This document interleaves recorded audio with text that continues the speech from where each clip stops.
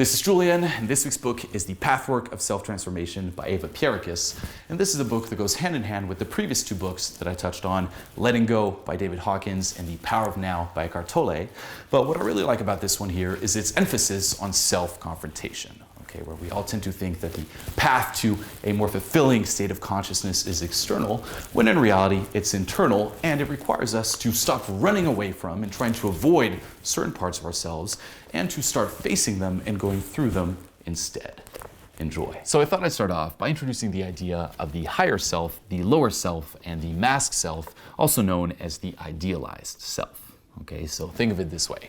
Imagine three concentric spheres. Okay, there's the central sphere, which is your inmost core, your higher self, which is free, spontaneous, creative, loving, giving, all-knowing, and capable of uninterrupted joy and bliss. The layer that surrounds this divine self is the hidden world of egocentricity, which we call the lower self. Okay, and this layer here still contains negative emotions, thoughts, and impulses such as fear, hate, or cruelty. And lastly, the outermost layer is the masked self or idealized self, which is what most people use as a protective shield to cover up their lower selves and by consequence their higher selves as well. Okay, now of course there are many degrees and stages within each of these levels of consciousness, but this is important to understand because this here is the path. Okay, it's a journey inward, okay, where you're basically integrating your lower self and your mask into your divine center, and this is how you find your way back home, okay? Because what do most of us do? We think it's a journey outward, okay? We try to go the opposite way, and we're running away from our lower selves and thus our higher selves, okay? If like you look at negativity, you look at emotions that are not that comfortable, you don't want to face them, you don't want to confront them, you're running away from them and you're trying to cover them up, okay? Which is why most of us are never truly at peace, okay? So the way all of this happens is that most of us grow up believing that we're not good enough to be loved just for being ourselves. Okay, as a child, you know, it's like if you're not perfect, if you're not holy, if you're not good, you're punished. That's simply the way we're conditioned, and the worst form of punishment is withdrawal of affection. Okay, so say you're a kid, you do something bad, go to your room, and you're just like, you know, cut off, let's just say. And the way we interpret that is it really gives us the impression that we're no longer loved. And, you know, as a kid, that could mean, hey, you're abandoned, you're going to die. Okay, so withdrawal of affection literally equals death in our mind. And becoming good and perfect is now a must. Okay, it's like, oh my God, I must be good, I must be perfect, I must live up to all of the rules, I must never make any mistakes, I must never disobey, or I may die. Okay, it's a question of life or death. Now, this is the way that we're conditioned, but we all knew, okay, as children deep down inside, that we were not as good or perfect as the world expected us to be. Okay, it's like, oh my God, I'm expected to be holy, I'm not holy, and this here caused a lot of anxiety, a lot of negative emotions. And what did we do? We created this idealized self in hopes to reestablish happiness, security, and self-confidence, and to cover up all of this anxiety, all of these negative emotions. Okay, and since then, we constantly try to live up to this self-creative image of how we think we should act, and we do this to this day. Okay, we all have this idealized self, like, I must be this person, I must live up to it, I must hide and cover up my lower self. The higher self, that's not good enough because people expect more of me. And again, this is what causes many of our difficulties. Okay, we think that maybe one day we'll make it, and we just keep chasing and chasing and chasing. Okay, so the first thing here is to realize that it's an impossible pursuit. Even if you were able to live up to the idealized self, the self-confidence established would be artificial and not what you expected. Okay, genuine self-confidence can only be established when you remove this superstructure. And what happens is that since you can never live up to it, you think even less of yourself than you originally did. Okay, you don't think like you're enough. You create this idealized self. You can't live up to it. It's always like more. You feel even worse. You're like, oh my God, I'm horrible, and it's this vicious circle. Okay, the more insecure you feel, the more strict are the demands of this superstructure or idealized self, the less you're able to live up to it, and the more insecure you feel. Okay, and you just keep beating yourself up, punishing yourself, and feeling like a complete failure. Okay, this is what just brings us down and down and down. And not only that, but what also happens is the constantly increasing estrangement from the real self. Okay, the more you take out of that live center in order to invest in the robot that you've created, okay, the idealized self, the more you try to squeeze yourself into something that you are not, the more estranged you become from the real self, and the more you weaken and impoverish it. Okay, so you need to let go of it. Okay, it's a journey inward where you let go of this idealized self and you confront the lower self. Okay, and you'll discover here this deeply hidden fear that on one hand, you think your world will come to an end if you don't live up to its standards, okay, which isn't the case, and the sooner you realize that, the better. And you also discover the other hidden fear, which is the fear of confronting the lower self. As you probably know, most of us try to suppress or repress our feelings, or we try to run away from them. Okay, as soon as something a little negative pops up, we try to immediately stuff it down and numb our capacity for emotional experience. But what you have to realize here, okay, is although it's true, you can temporarily numb your capacity to feel. Okay, so if something is a little painful, you won't feel it as intensely. What's also true is you're numbing your capacity to feel positive emotions too. Okay, you're numbing your capacity for happiness, and in the long run, you're not really avoiding that dreaded unhappiness. Okay, you cut off the negativity, the immediate pain, but you're cutting off long-term joy.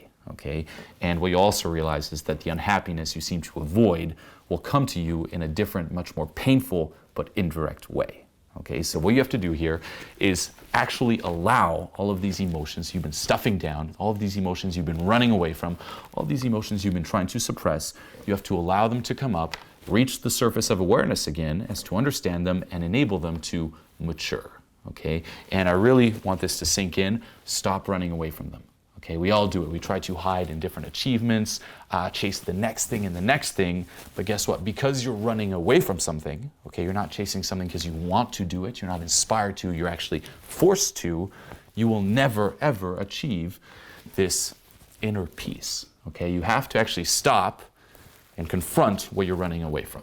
Okay, and this idea here of enabling emotions to mature is key. Okay, it's allowing these emotions to come up. All of the emotions have been piling up throughout the years. Okay, it's extremely difficult, it's extremely frightening, but you have to experience them.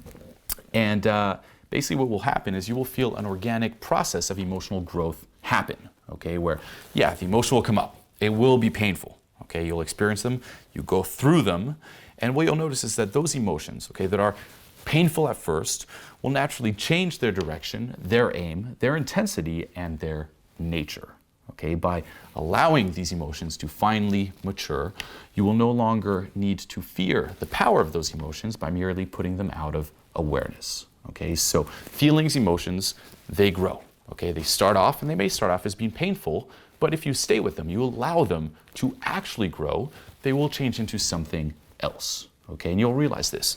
You let something come up, it's painful at first, as long as you just stay with it, you acknowledge it, you don't judge it, you don't try to label it, you don't try to suppress it. You know, again, just let it be. It'll mature, it'll grow, and it'll then disappear. Okay? The more you avoid this, the more they'll pile up, and the more, turmoil there will be in your life, and the more they'll just keep coming back at you, as I mentioned before, in more indirect ways. Okay? And lastly, okay, if you refuse to do this, and I love this part, nature will do it for you through the form of a crisis. Okay? And this is something that we all experience, at some point or at many points throughout our lives. And what you have to understand here is that ultimately every crisis happens to tear down a structure that is built on premises that contradict the laws of cosmic truth, love, and bliss.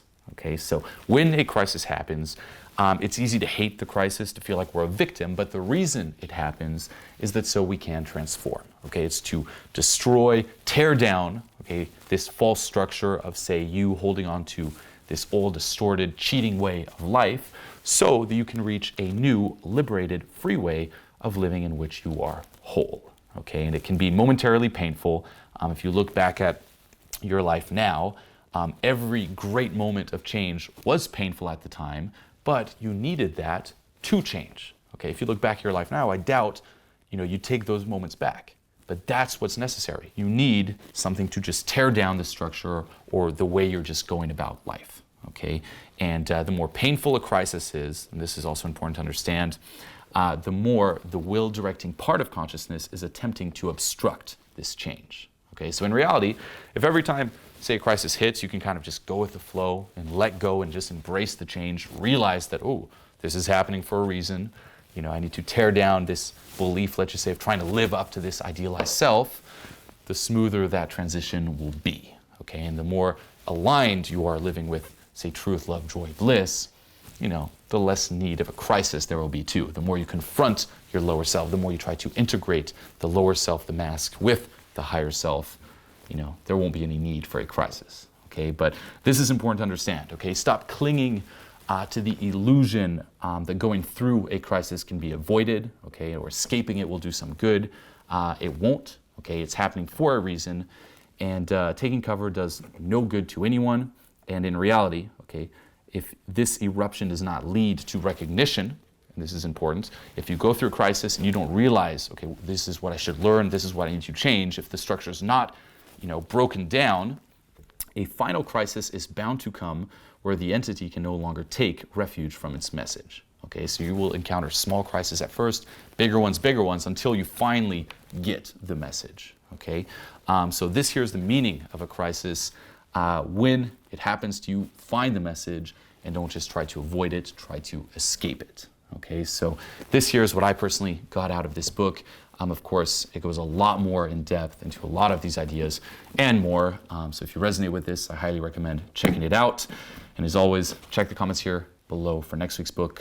Until next time.